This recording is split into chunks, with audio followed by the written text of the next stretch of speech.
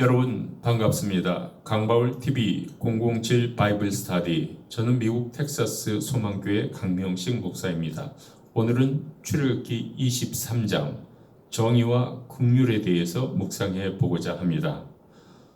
정의와 긍휼은 서로 반대되는 것이 아니라 우리 인간 사회를 천국으로 만드는 서로 보합 관계에 있습니다. 서로 도와주는 협력 관계에 있다는 것을 우리가 알게 될 것입니다.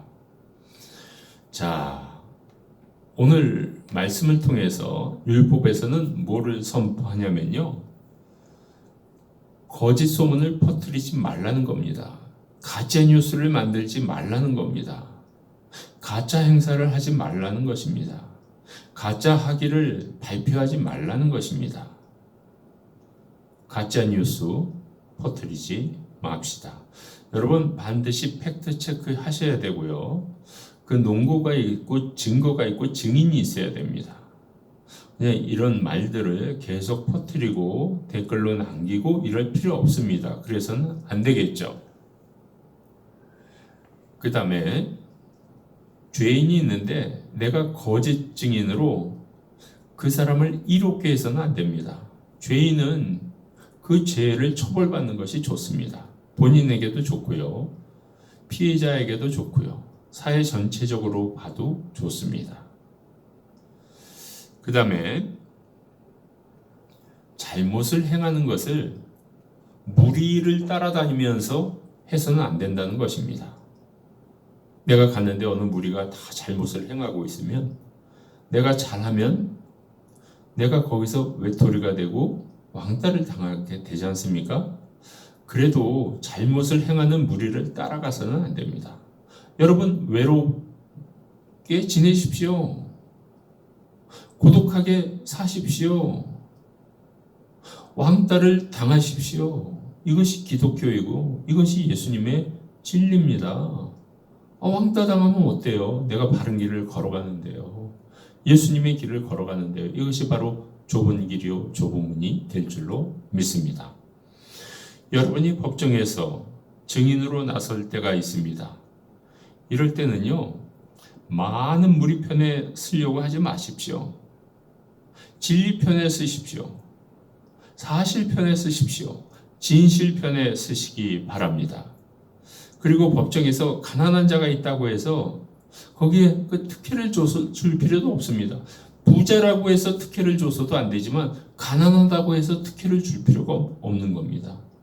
일단 그 사람이 유죄, 무죄인 것은 정확하게 따져야 됩니다. 그렇죠? 부자도 무죄일 수 있고요. 가난한 사람도 유죄일 수 있는 겁니다. 일단 유죄, 무죄를 정확하게 구별해야 됩니다. 이것이 저스티스죠. 그 다음에 일어나는 것은 무엇입니다. 그래, 가난한 사람이 얼마나 힘들었으면 죄를 졌을까? 무엇을 베풀 수 있는 거죠. 부자인데도 왜 저렇게 죄를 졌을까? 저게 습관화됐을까?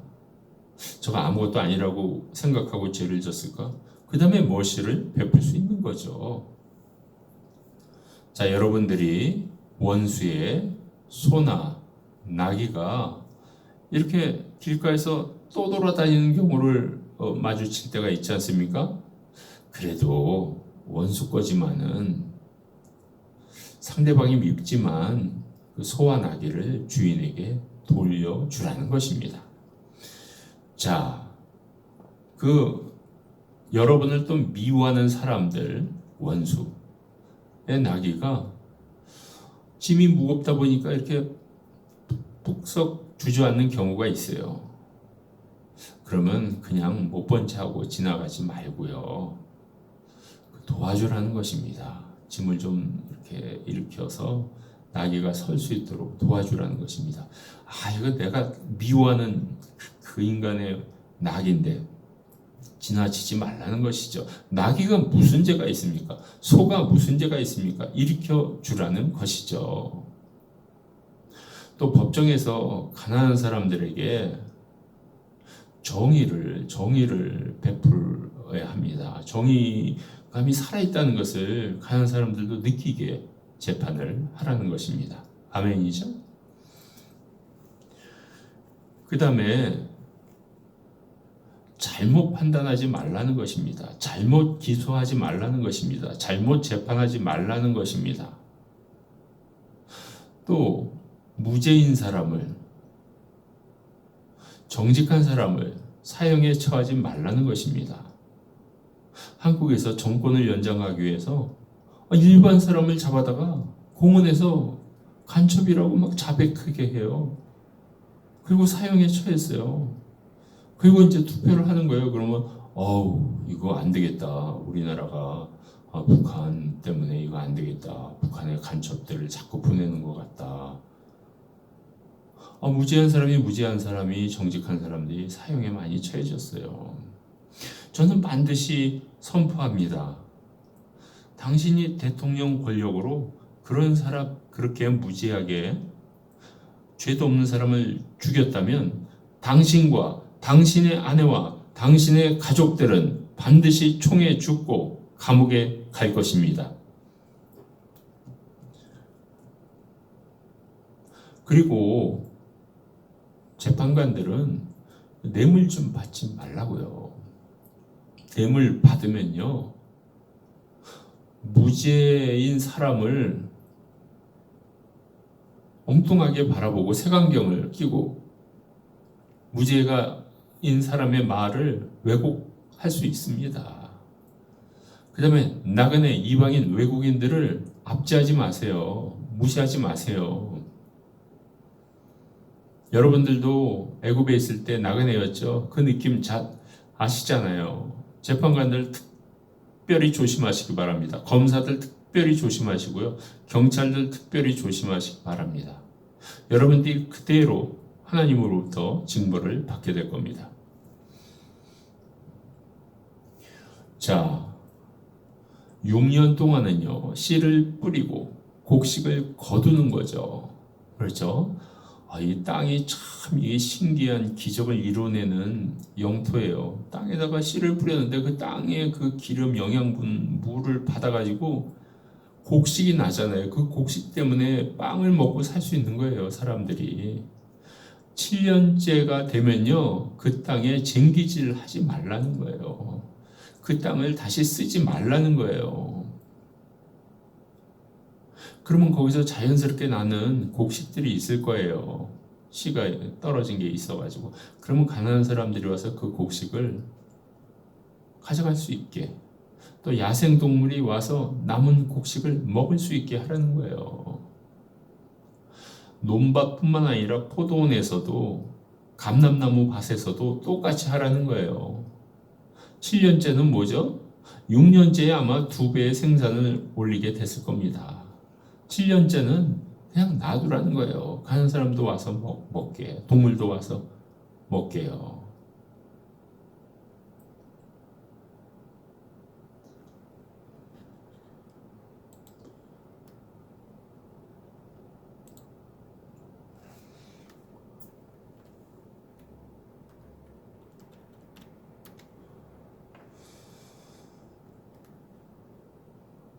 자, 여러분, 6일 동안은 일하고요, 7일째는 일하지 마세요. 기도하세요. 그리고 1시간 일 안 할 수 있어요. 하루 종일 일하지 말라는 게 아니고요, 예배드리는 1시간 이렇게 전후해서 일 안 할 수 있습니다. 기도하시면요. 그러면은 어떻게 되죠? 농경사이니까 소도 쉬고 나귀도 쉬는 거예요. 또 종도 쉬는 거예요. 나그네도 쉬는 거고, 이때 다시 생기 충전할 수 있는 거 아니에요. 다른 신의 이름을 부르지 마세요. 입술에서 그 신의 이름을 들리지 않게 하세요. 여호와 하나님만 외치시기 바랍니다.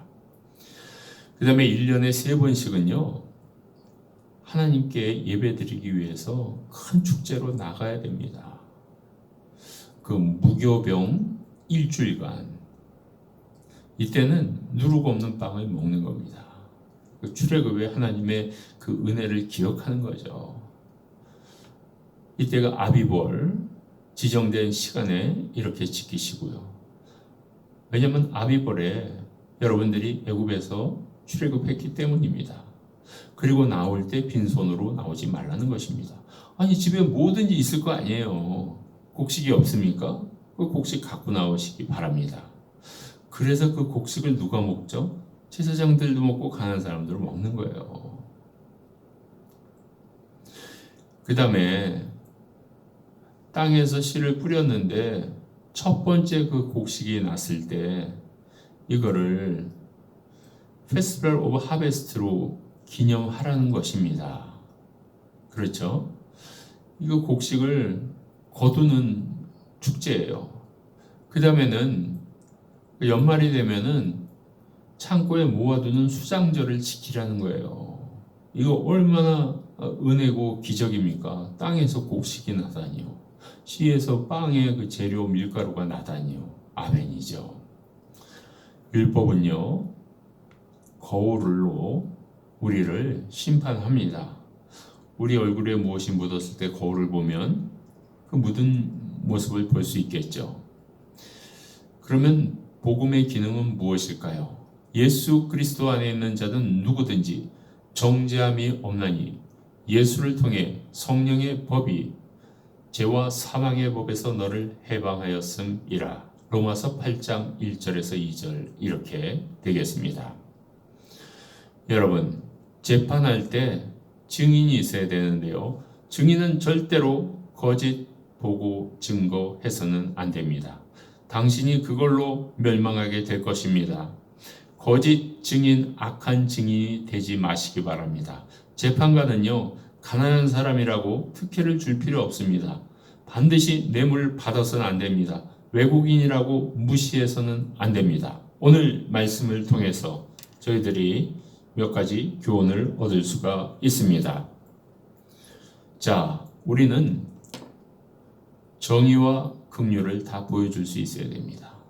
또 우리는 안식일, 주일을 거룩하게 지킬 수 있어야 됩니다. 그리고 하나님이 보낸 그 메신저의 그 뜻을 잘 따를 수 있어야 합니다. 아멘.